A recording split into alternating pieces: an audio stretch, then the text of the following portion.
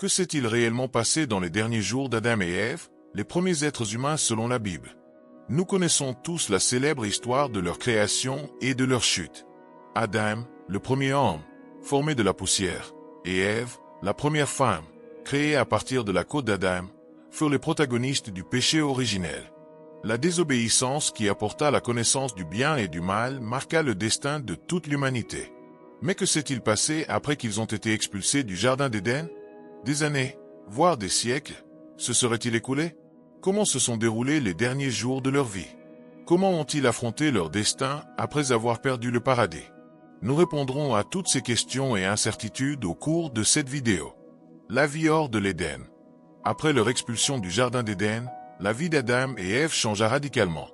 La transition d'une existence pleine et joyeuse en présence directe de Dieu vers une réalité de labeur, de souffrance et de douleur fut écrasante.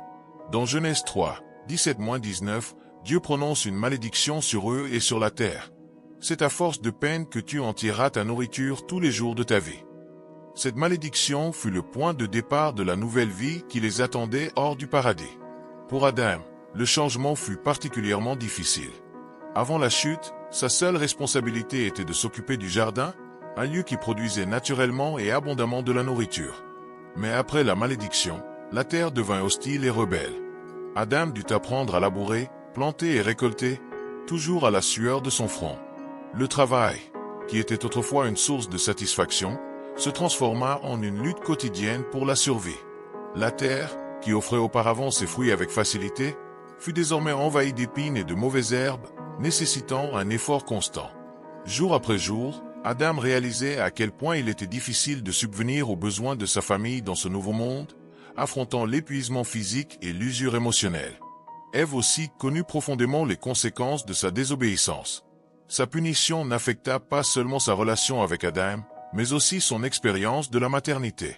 Dieu lui annonça qu'il multiplierait ses douleurs lors de l'accouchement, ce qui ne concernait pas seulement la souffrance physique, mais aussi le poids émotionnel d'élever des enfants dans un monde marqué par le péché. Malgré cela, Ève accepta son rôle de mère de toute l'humanité, aux côtés d'Adam, commença à fonder une famille. La naissance de leurs fils, Caïn et Abel, apporta un moment d'espoir et de renouveau au milieu de la dureté de cette nouvelle vie. Même en affrontant la douleur et l'incertitude de vivre hors de l'Éden, l'arrivée de leurs enfants représentait une continuité du dessein de Dieu pour l'humanité. Au-delà des difficultés physiques et émotionnelles, Adam et Ève durent également affronter le poids du souvenir de ce qu'ils avaient perdu. Chaque jour passé à cultiver la terre ou à ressentir la douleur était un rappel constant de leur temps passé en Éden, un lieu où ils ne pourraient jamais retourner. Ce sentiment de perte les accompagna tout au long de leur vie, alors qu'ils tentaient de s'adapter à une existence complètement différente. La distance avec Dieu, qui marchait autrefois avec eux dans le jardin, était désormais une réalité inévitable. Cependant, tout ne fut pas souffrance. Même en dehors de l'Éden, la grâce de Dieu ne les abandonna pas.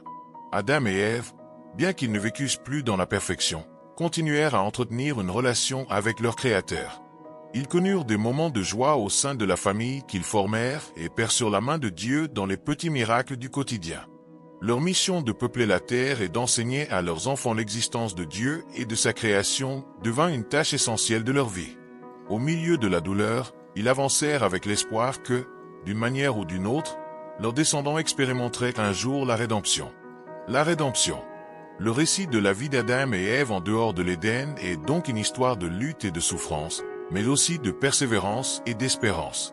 Bien qu'ils aient affronté les conséquences de leur choix, ils continuèrent à accomplir le mandat divin de se multiplier et de remplir la terre, jetant ainsi les bases de l'humanité. Leur vie hors de l'Éden témoigne du mélange complexe de jugement et de grâce, de perte et de nouvelles opportunités, qui marque l'histoire de la rédemption depuis le commencement des temps. La mort d'Adam et Ève. Bien que la Bible n'offre pas de détails spécifiques sur les derniers moments d'Adam et Ève, certains textes apocryphes, comme la vie d'Adam et Ève, tentent de combler ces lacunes en proposant un récit plus détaillé et réfléchi sur la fin des premiers êtres humains. L'apocryphe raconte qu'à l'approche de sa mort, Adam tomba gravement malade. Sentant que la fin était proche, il demanda à son fils d'intercéder auprès de Dieu afin de lui implorer sa miséricorde. Seth, obéissant à son père, chercha une réponse divine, mais ce fut plutôt l'archange Michel qui lui apparut pour lui expliquer que le moment de la mort d'Adam était imminent. L'ange révéla à Seth que les 930 ans de vie que Dieu avait accordés à Adam, selon la Genèse, arrivaient à leur terme. Dans ces derniers instants, Dieu permit à Adam d'avoir une vision de l'avenir, lui montrant l'arrivée d'un Rédempteur qui libérerait l'humanité du péché. Cette vision fut une consolation pour Adam qui, bien qu'il ait été le premier à désobéir à Dieu, mourut avec l'espérance qu'un jour sa descendance serait rachetée. Ève, quant à elle, vécut également ces dernières années envahie par le repentir. Tout comme Adam, elle ressentait profondément les conséquences de son erreur en Éden. Le récit apocryphe la dépeint en pleurs, priant pour obtenir le pardon et reconnaissant la souffrance que sa désobéissance avait apportée au monde. Bien que sa mort ne soit pas aussi détaillée que celle d'Adam, les récits suggèrent qu'elle mourut peu après lui et fut enterrée à ses côtés, symbolisant une union dans la mort après une vie de repentir. Ces textes apocryphes offrent une vision profondément humaine d'Adam et Ève. Loin d'être des figures lointaines, ils sont présentés comme des êtres qui, malgré leurs erreurs, ont cherché à se réconcilier avec Dieu jusqu'à leur dernier moment. Leur mort est décrite comme un événement chargé de sens, où le repentir, l'espoir d'une rédemption future et la miséricorde divine s'entrelacent. En résumé, la mort d'Adam et Ève, selon les textes apocryphes, fut un acte de rédemption et d'espoir. Bien qu'ils soient responsables de la chute de l'humanité, ils furent aussi les premiers à expérimenter le repentir et à recevoir la promesse d'une rédemption future. Cela ajoute une couche de profondeur à leur héritage dans le récit biblique. Le symbolisme dans les morts d'Adam et Ève. La mort d'Adam ne marque pas seulement la fin de sa vie physique, mais représente également la clôture d'un cycle dans l'histoire humaine. Depuis la création parfaite dans le Jardin d'Éden jusqu'à la conséquence inévitable du péché, la mort d'Adam, en tant que premier homme, symbolise l'entrée de la mortalité dans le monde, un rappel de la fragilité humaine et de la séparation d'avec Dieu.